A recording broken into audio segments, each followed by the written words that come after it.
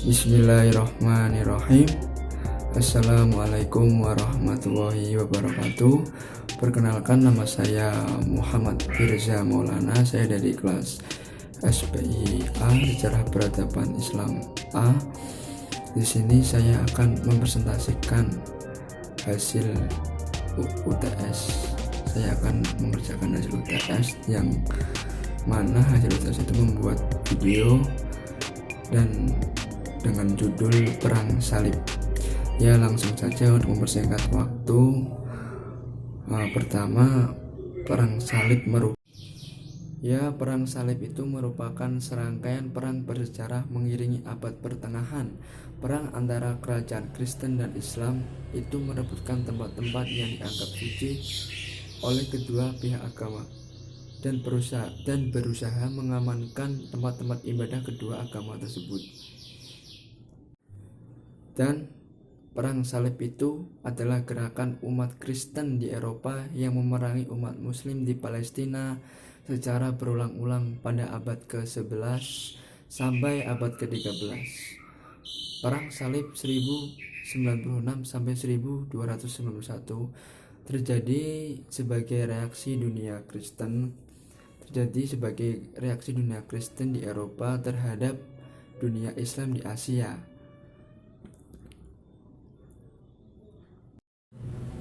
Yang sejak 632 Masehi dianggap sebagai pihak penyerang bukan saja di Syria dan di Asia Kecil, tetapi juga di Spanyol dan di Sisilia.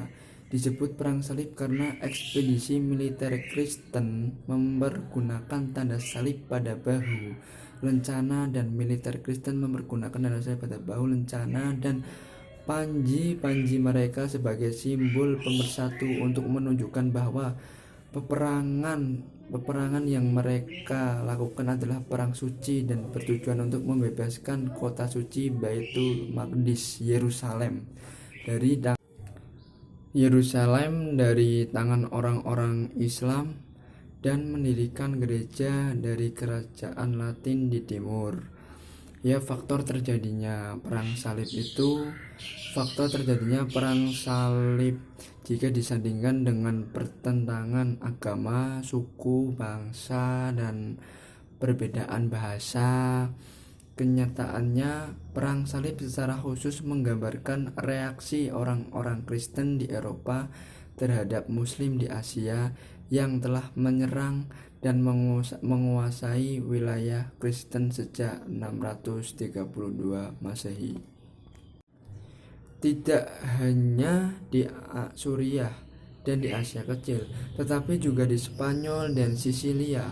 Selain itu, ada kecenderungan gaya hidup nomaden dan militeristik suku-suku teoristik Jerman yang telah mengubah peta Eropa sejak mereka memasuki babak sejarah dan perusakan makam suci pemilik gereja, tempat ziarah ribuan orang Eropa yang kunci-kuncinya telah diserahkan pada 800 Masehi kepada Charlemagne dengan berkah dari uskup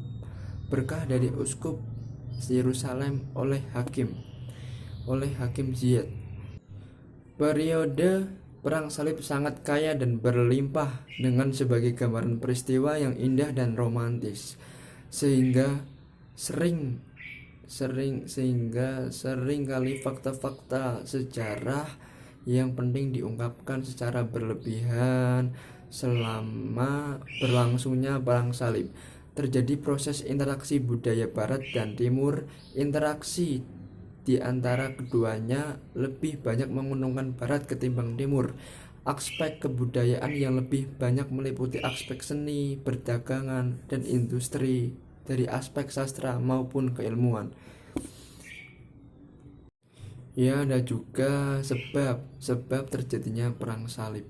Sebab utama Perang Salib adalah permintaan Kaisar Alexius Komnenos kepada Paus Urban II pada 1095 untuk membantunya, karena kekuasaannya di Asia telah diserang oleh Bani Saljuk di sepanjang pesisir Marmora.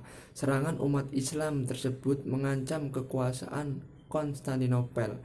Mungkin Paus memandang permohonan itu sebagai kesempatan untuk menyatukan kembali gereja Yunani dan gereja Roma yang sejak 1009 hingga 1054 mengalami perpecahan. Ya, ada juga tujuan dari perang salib. Tujuan perang salib adalah untuk merebut Yerusalem dari tanah suci Islam yang sekarang ini ada Palestina, Israel sebagai Lebanon, serta Yordania. Dampak positif adanya perang salib: pertama, terjadinya saling tukar ilmu pengetahuan antara Kristen dan Muslim.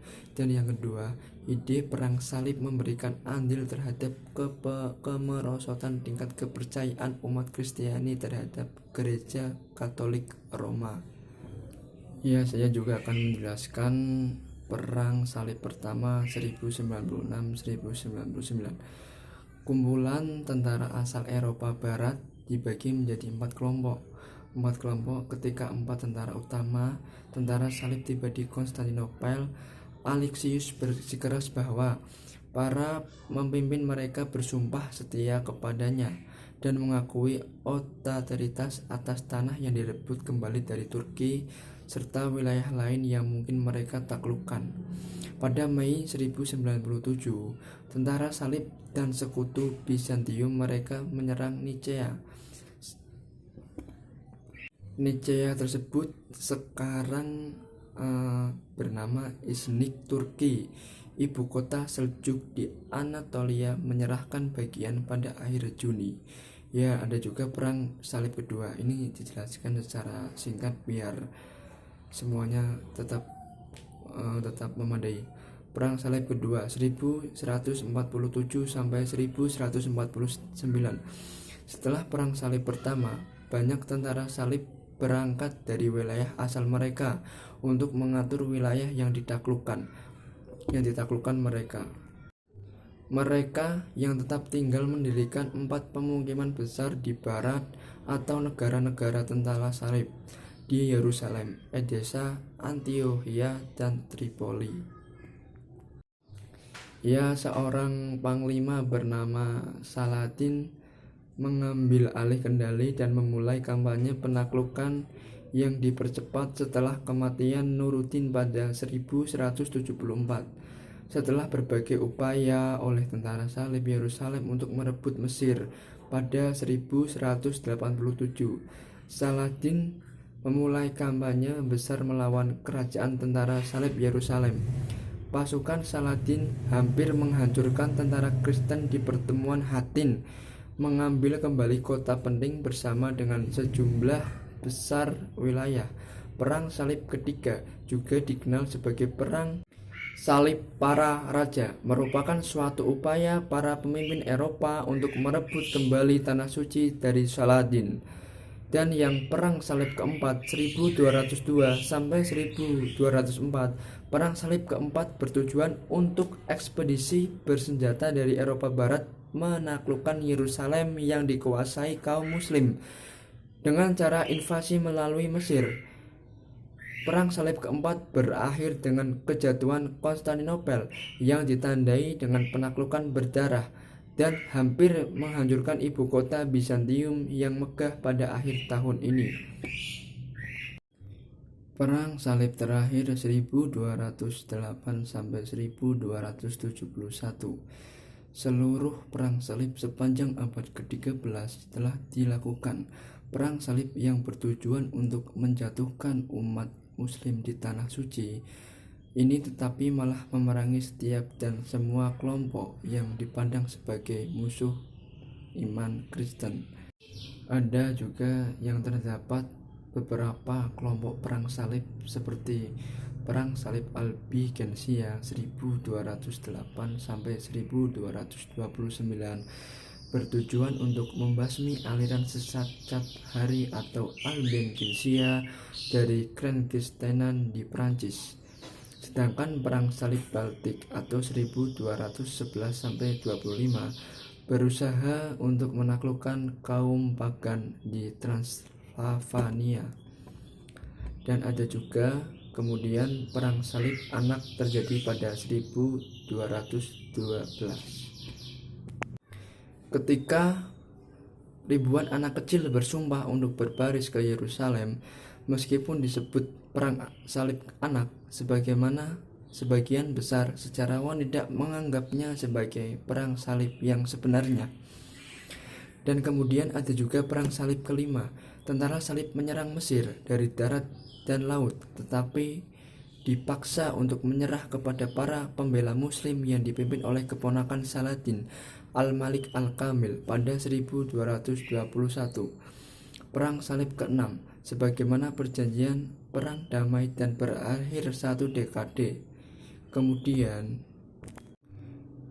dan umat Islam dengan mudah mendapatkan kembali kendali atas Yerusalem. Perang salib ke-7 ditandai dengan kekalahan Louis. Perang salib berakhir kota Arce jatuh ke tangan Mamluk Muslim. Mamluk adalah suatu dinasti baru yang muncul pada saat tentara baru berjuang. Sementara perang salib pada akhirnya mengakibatkan kekalahan bagi Eropa dan kemenangan Muslim setelah 200 tahun dijajah. Saya akan membacakan slide yang terakhir, yaitu pelajaran yang diambil dari perang salib itu apa. Pelajarannya yang diambil dari perang salib itu ibrah atau pelajaran yang dapat diambil dari perang salib pada aspek peradaban adalah peristiwa tersebut menjadi salah satu faktor penting yang mendorong munculnya zaman Renaissance karena terjadinya kontak budaya antara bangsa barat yang saat itu sangat berpedoman pada ajaran Kristiani di abad pertengahan ini, sedangkan bangsa muslim berada dalam masa keemasannya. Selain itu, doktrin gereja Katolik Roma yang dominan selama perang salib yang cenderung keras mendorong terjadinya reformasi gereja Protestan yang memunculkan aliran Kristen non-Katolik di awal abad ke-16, sehingga muncul peradaban Kristen Protestan yang pada akhirnya juga menyulut banyak aliran-aliran Kristen lainnya di dunia. Alhamdulillah udah selesai semua, dan semoga dari ajaran perang salib ini kita bisa mengetahui dan bisa mempelajari lebih lanjut lagi.